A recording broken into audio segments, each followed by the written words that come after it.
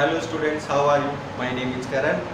So today we will continue chapter number 7 of class 10th mathematics, and name of this chapter is trigonometry's identities.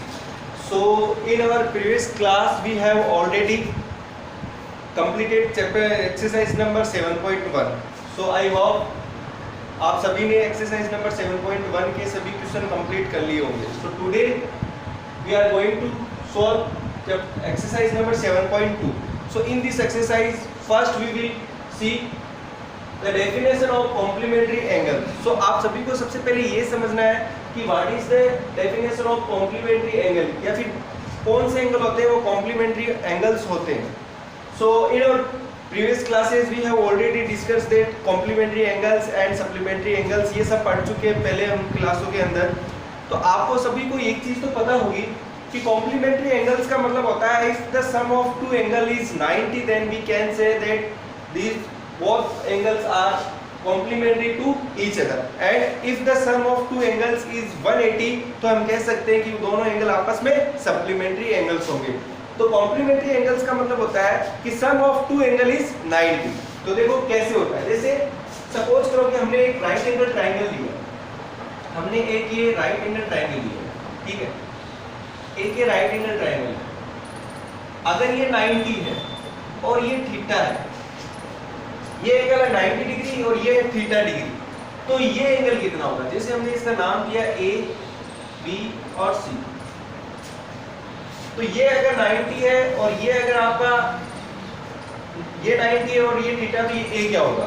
अब देखो अगर complementary angles की जो definition है उसके according definition क्या है कि दो एंगल का सम क्या होना चाहिए, आपका टू एंगल्स का सम वो 90 डिग्री होना चाहिए. तो सपोज करते हैं कि हमने लिखा एंगल 1 प्लस एंगल 2 90 डिग्री.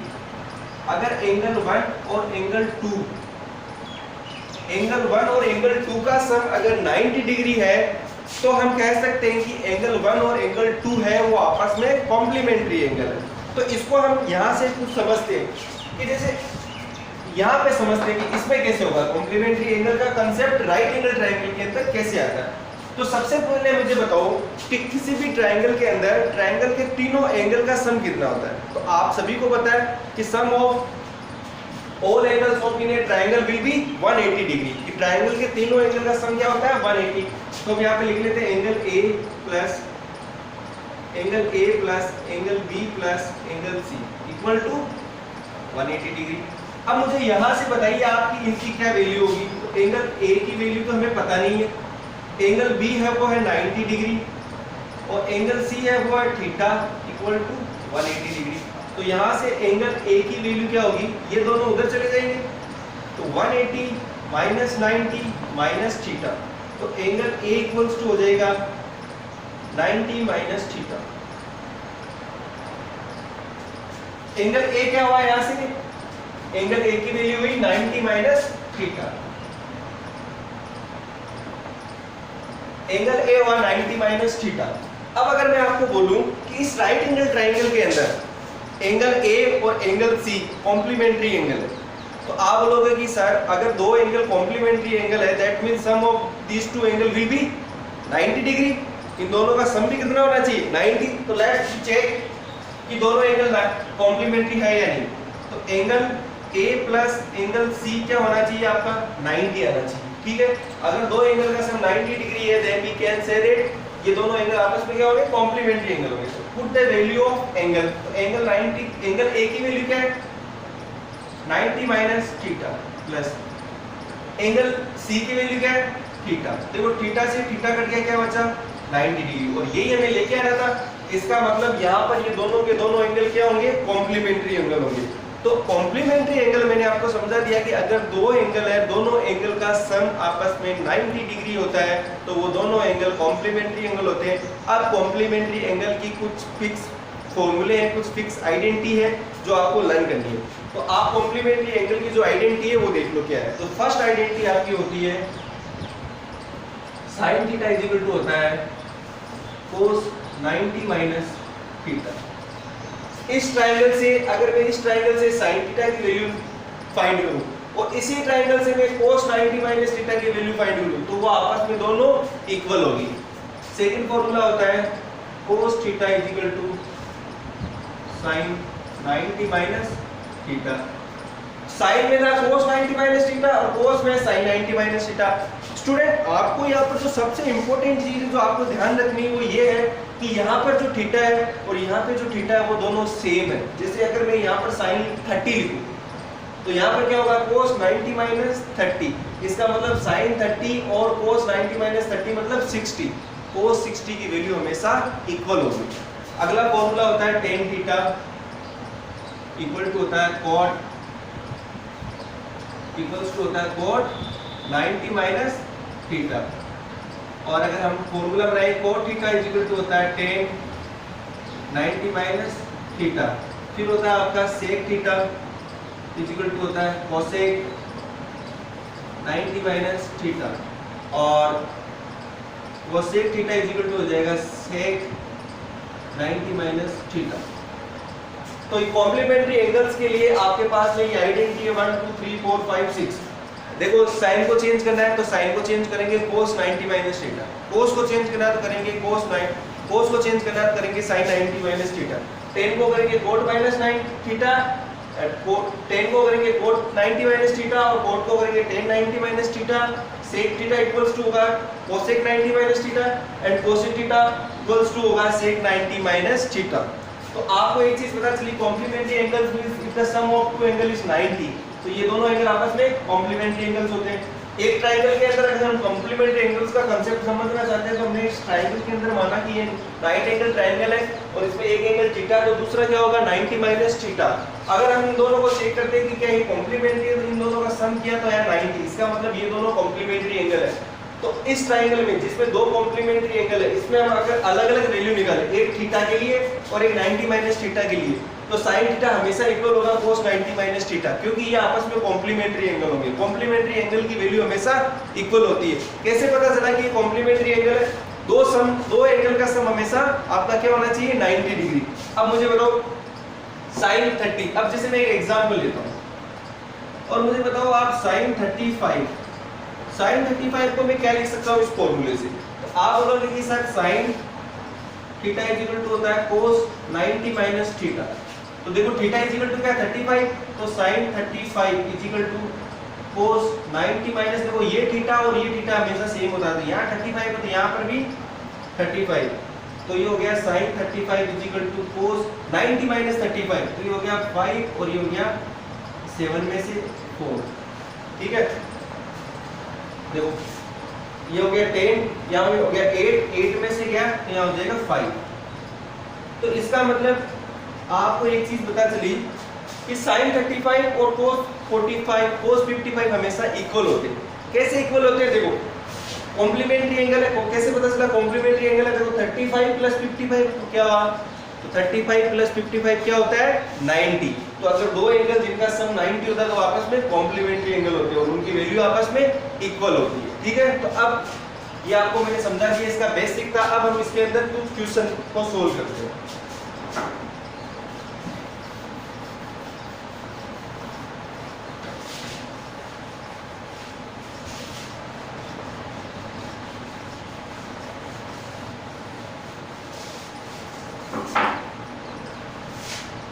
जैसे मैं एक क्वेश्चन लिख रहा हूं यहां पर,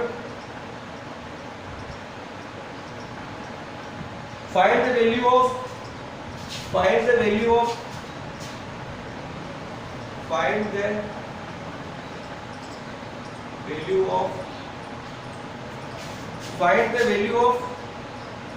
1049 upon cot 41। Find the value of 1049 degree upon cot 41। ये आपको क्वेश्चन सोल्व करना है। तो सबसे पहले तो आप ये बोलोगे कि सर इस क्वेश्चन को हम पहचानेंगे कैसे कि ये कॉम्प्लीमेंट्री एंगल का क्वेश्चन है। तो देखो दोनों एंगल का सम कितना हो रहा है? दोनों एंगल का सम 90 हो रहा है। तो अगर जब भी दो एंगल का सम अब 90 हो तो वो कौन से होंगे? दोनों एंगल कॉम्प्लीमेंट्री एंगल होंगे।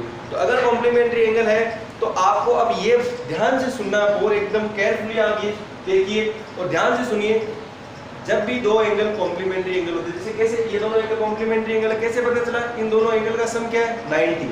तो जिन दो एंगल का सम 90 होता है वो आपस में क्या होते हैं? कॉम्प्लीमेंट्री एंगल होते हैं। तो जब भी इस चैप्टर में क्वेश्चन सोल्व करेंगे तो सबसे पहले तो हम देखेंगे कि कौन कौन से एंगल कॉम्प्लीमेंट्री एंगल है। तो यहाँ से पता चल गया ये दोनों एंगल कॉम्प्लीमेंट्री एंगल है, दोनों का सम कितना हो रहा है? 90। अब कॉम्प्लीमेंट्री एंगल पता करने के बाद में अब हमको नेक्स्ट चीज जो ध्यान में रखनी है वो ये रखनी है कि जो दो एंगल कॉम्प्लीमेंट्री एंगल है उन दोनों में से केवल एक एंगल को चेंज करना है। जैसे ये दोनों कॉम्प्लीमेंट्री है तो या तो तुम tan को चेंज कर लो tan वाले फॉर्मूले से, या तुम cot को चेंज कर लो cot वाले फॉर्मूले से, लेकिन दोनों को चेंज नहीं करना है, दोनों में से किसी एक एंगल को चेंज करना है। तो जैसे मैं tan को कर लेता हूं, तो मुझे पता है tan थीटा इक्वल टू होता है cot 90 माइनस थीटा। तो यहाँ पर क्या है? tan 49 इक्वल टू हो जाएगा cot 90 माइनस 49। देखो यहाँ थीटा सेम है तो हमारा यहाँ पर भी थीटा सेम रहेगा। तो tan 49 इक्वल टू हो जाएगा cot 90 माइनस 49 हो जाएगा 41। तो ये लो, ये हमने चेंज कर दिया cot, दोनों में से एक को ही चेंज करना है, ठीक है। अब यहाँ पर ये वैल्यू पुट कर दो तो tan 49 की जगह लिख दो cot 41, नीचे वाले को चेंज किया नहीं था तो ये आ गया cot 41, ये कट गया और ये आ गया आंसर, ठीक है। तो आपको इस चैप्टर में क्या करना है? आपको इस चैप्टर के अंदर सबसे पहले आपको ये देखना है कि जो गिवन है टू एंगल, जो भी क्वेश्चन के अंदर, वो कॉम्प्लीमेंट्री एंगल है या नहीं। अगर वो कॉम्प्लीमेंट्री एंगल है, कैसे पता चलेगा कि उन दोनों एंगल का सम क्या होना चाहिए? 90। तो उन दोनों एंगल का सम 90 हो रहा है तो उन दोनों में से किसी एक को चेंज करना है। अब दोनों में से एक को चेंज करना है तो ये फॉर्मूले, ठीक है, इनके अकॉर्डिंग आप इनको चेंज कर लेना। चेंज करने के बाद में एक को चेंज करना और उसकी वैल्यू पुट करना, वापस कट जाएगा और आंसर बना जाएगा। जैसे हम नेक्स्ट क्वेश्चन लेते हैं। अब जैसे हम क्वेश्चन नंबर नेक्स्ट क्वेश्चन लेते हैं, हम इसमें है कि prove that tan a equals to, example था, नेक्स्ट एग्जांपल लेते हैं। Prove that tan 2a is equal to cot a minus 18, tan 2a is equal to cot a minus 18, a minus 18, tan 2a is equal to cot a minus 18, then find the value of a, then find the value of a, tan 2a is equal to cot a minus 18, then find the value of a। अब जैसे ये question है तो अभी मैंने बताया था कि दो एंगल अगर कॉम्प्लीमेंट्री एंगल है तो उनका सम क्या होना चाहिए? 90। तो अगर कॉम्प्लीमेंट्री एंगल वाले क्वेश्चन में हमको क्या करना है? दोनों में से किसी एक को चेंज करना है। तो इन दोनों में से किसी एक को चेंज कर लेते हैं। तो tan को कर लेते हैं, तो आपको पता है tan theta is equal to होता है cot 90 माइनस थीटा।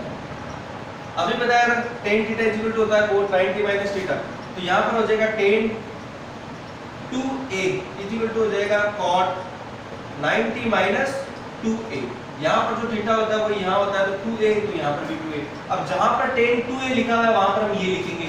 तो tan 2a की जगह लिखूंगा मैं cot 90 minus 2a, cot 90 minus 2a is equal to cot a minus 80, ठीक है।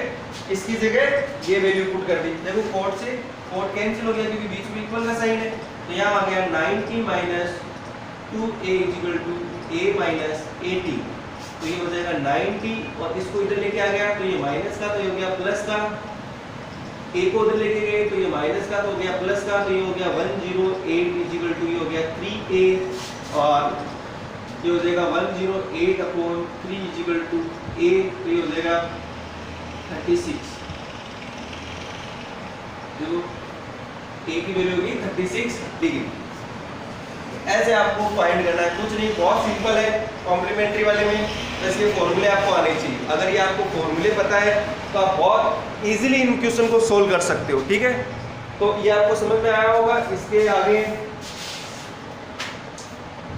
अब जैसे इसके आगे अब आप ज़्यादा से ज़्यादा क्वेश्चन सोल्व करने की ट्राई करना। आप इस एक्सरसाइज में बहुत सारे क्वेश्चन है वो डायरेक्टली सोल्व कर सकते हो। अब जैसे मैं एक क्वेश्चन और ले रहा हूँ इस एक्सरसाइज के अंदर, और वो आपके में 7.2, ये तो थे एग्जाम्पल। अब जो मैं क्वेश्चन ले रहा हूँ वो ले रहा हूँ एक्सरसाइज का। तो मैं एक्सरसाइज के अंदर एक क्वेश्चन ले रहा हूँ आपका, मैं क्वेश्चन ले रहा हूँ क्वेश्चन नंबर 3 का पार्ट सेकंड, ठीक है, क्वेश्चन नंबर 3 का part second.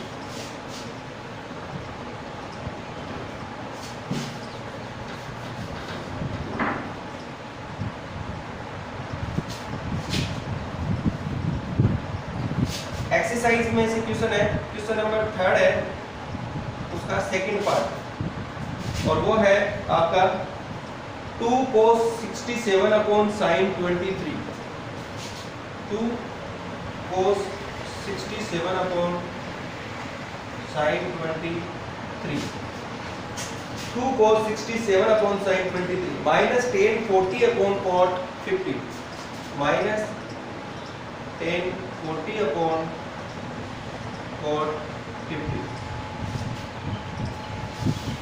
Minus cos 60, minus cot 60। अब ये क्वेश्चन मैंने क्यों लिया है? ये क्वेश्चन मैंने इसलिए लिया है क्योंकि मैं आपको एक चीज और समझाना चाहता हूँ कि इस चैप्टर के अंदर देखो, ये जो चैप्टर है 7 की जो एक्सरसाइज नंबर है 7.2, इसमें क्या होगा,